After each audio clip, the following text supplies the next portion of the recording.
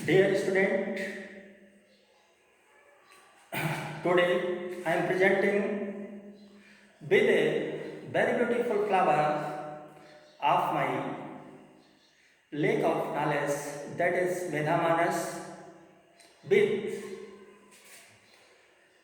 a solution of numerical problems of the book of international fame I.E. Irodo. Dear student, ये एक ऐसी book है जिसको I.E. Irodo, Russian physicist of Moscow institute of physics and engineering ने लिखी है। उनके जीवन की ये तपस्या है। इसमें 1900 प्रॉब्लम्स हैं। हमारे इंटरमीडिएट लेवल के स्टूडेंट के लिए ये गीता से कम नहीं है। आप इसको घर में रखें, इसके सॉल्यूशंस को समझें। मैं इसमें आपकी मदद करता हूँ। आज मैं ये जो बुक है जिसका नाम है प्रॉब्लम्स इन जनरल फिजिक्स,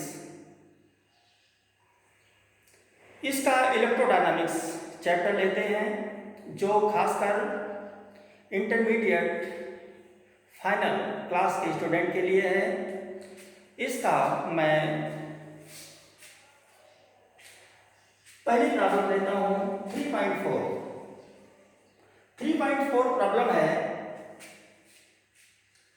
कि calculate the ratio of electrostatic to the gravitational interaction force between two electrons, between two protons at what values of the specific charges q by m of a particle would these forces become equal in the bracket in their absolute values in the case of interaction of identical particles। Dear student, इसका मतलब है, कहता है कि calculate the ratio of electrostatic to the gravitational interaction force between two electrons, between two protons. दो proton और दो electron, दो प्रोटॉन के मध्य हमें इलेक्ट्रोस्टैटिक एंड ग्रेविटेशनल वैद्युत बल और वृत्तीय बलों का अनुपात ज्ञात करना है। फिर ये कहता है कि आप स्पेसिफिक चार्ज ज्ञात करिए। Specific charge Q by M एकांक द्रव्यमान के आवेश को स्पेसिफिक चार्ज कहते हैं। The charge of unit mass is called the specific charge of a particle और of a particle would these forces become equal in the case of interaction of identical particles. कि अगर वो identical particles हों absolute values में, उनकी sign को ध्यान में रखा जाए। जब साइन को ध्यान नहीं रखते हैं, that's called the absolute values, और तो उसके लिए क्यू बाई एम का मान क्या होगा। वेरी नाइस क्वेश्चन, मैं सॉल्व करता हूँ। तो सबसे पहले मैं यहाँ दो इलेक्ट्रॉन लेते हैं। मान लो एक इलेक्ट्रॉन यहाँ है, एक इलेक्ट्रॉन यहाँ है। तो इसका मैं सबसे पहले ग्रेविटेशनल फोर्स निकालता हूँ। इसका ग्रेविटेशनल फोर्स, वृत्तीय बल, जिसको हम G से रिप्रेजेंट करेंगे, और ये आप जानते हैं कि G m1 m2 upon r square होता है।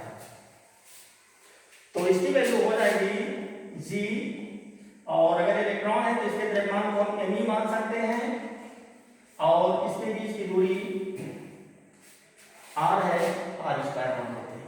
ये इसके बीच का ग्रेविटेशनल फोर्स हुआ। और अब मैं इलेक्ट्रोस्टैटिक फोर्स निकालता हूं।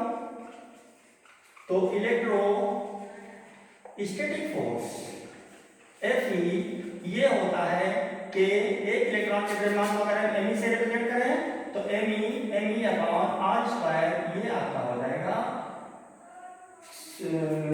सॉरी ये चार्ज होते हैं, इस चार्ज को चलो मैं e से रिप्रेजेंट करता हूं, तो ये हो जाएगा ke square upon r square. अब हम दोनों का रेशियो निकाल लेते हैं। therefore Fe upon Fg, Fe upon Fg अगर हम इसको इसे डिवाइड करते हैं तो r स्क्वायर कैंसिल हो जाएगा and it will be equal to k square upon g और me का होल स्क्वायर। इसकी वैल्यू आप रख दें 9 × 10⁻⁹। एक इलेक्ट्रॉन का जो चार्ज होता है 1.6 × 10⁻⁻19 का whole square divided by g का मान होता है 6.67 × 10⁻11। मैं एनके सिस्टम में चल रहा हूं और इसका जो मास होता है इलेक्ट्रॉन का, मास ऑफ इलेक्ट्रॉन इज 9.1 × 10⁻31 का होल स्क्वायर।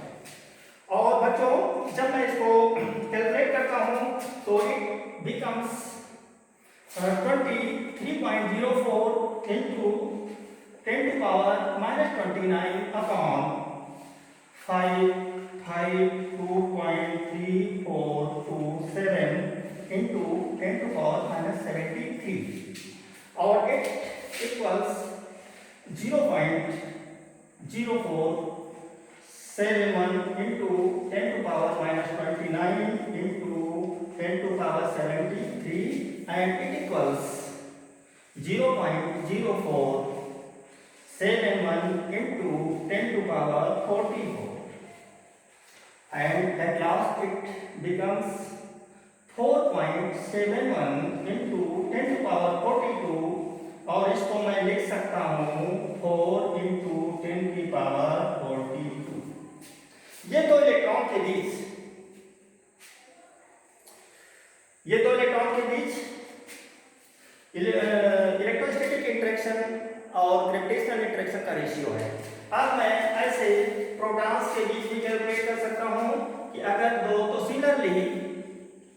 सिमिलरली अगर प्रोटॉन्स होते तो इनके मास चार्ज सेम होते हैं, मास सेम रहेंगे, it will be equal to Fe upon Fg और ये हो जाएगा कि E square upon G, proton का द्रव्यमान यहाँ ले लेंगे इलेक्ट्रॉन के द्रव्यमान पर, Np का होल स्क्वायर जो होगा 9 × 10⁻9 into 1.6 × 10⁻⁻19 का होल स्क्वायर अपॉन G का मान होता है 6.67 × 10⁻11 और प्रोटॉन का द्रव्यमान होता है 1.6 × 10⁻20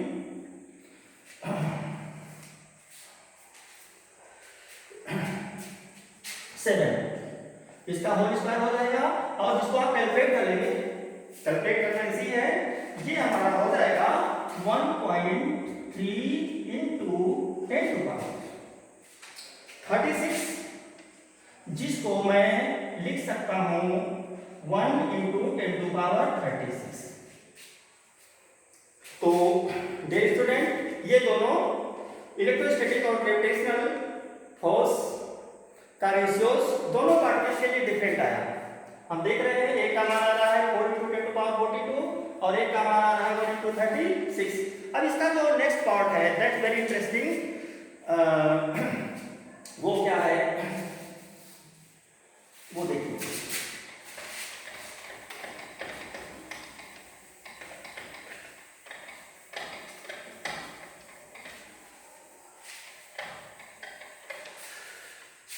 ये कहता है कि अगर ये पार्टिकल आइडेंटिकल हो तो जब ये पार्टिकल आइडेंटिकल होंगे तो फिर दोनों के मास इक्वल हो जाएंगे, दोनों के चार्ज इक्वल हो जाएंगे और डिस्टेंस इसके बीच हो जाएगी r ही रहेगी। अब मैं इलेक्ट्रोस्टैटिक इंटरेक्शन निकालता हूं। First of all we find the electrostatic interaction between the two charges and it equals k q into q upon r square, that equals k q square upon r square.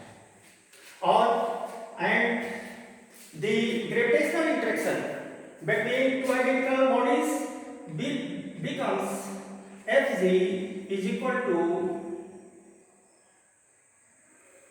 g m into m upon r square, g m square upon r square. Now it is said in this problem, इस समस्या में कहा गया है कि if these forces